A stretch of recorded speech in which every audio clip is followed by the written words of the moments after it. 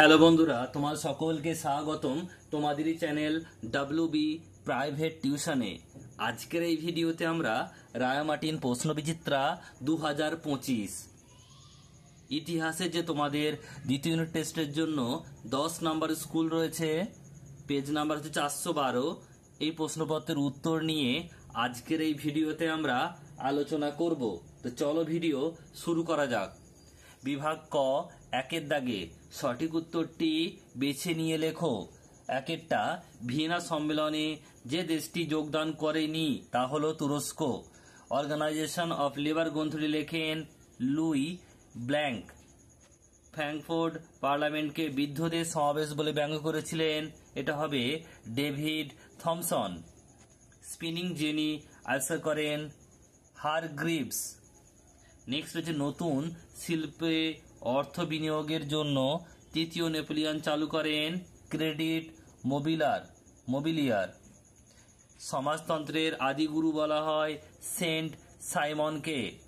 রাশিয়ার মেনসেভিক দলের অন্যতম নেতা ছিলেন, এটা হবে কি কেরেনস্কি। চেকা হলো রাশিয়ার একটি গুপ্ত পুলিশ বাহিনী।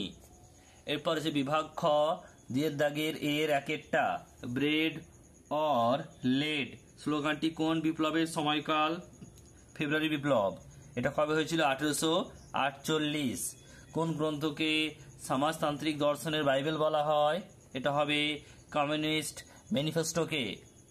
নেক্সট হচ্ছে সুয়েজ খাল কোন দুটি সাগরকে যুক্ত করে? ভূমধ্যসাগর ও লোহিত সাগরকে যুক্ত করে।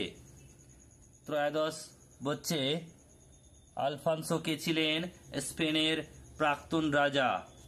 সত্য মিথ্যা, বিয়ের দাগের একেরটা, রাষ্ট্রীয় সমাজতন্ত্রবাদের প্রবক্তা ছিলেন কার্ল মার্কস। এটা ঠিক হবে। রাশিয়ার কৃষক শ্রেণী পরিচিত ছিল কুলাক নামে, এটাও ঠিক হবে। এরপর সিয়ের দাগের প্রশ্ন, বিবৃতি ও ব্যাখ্যা।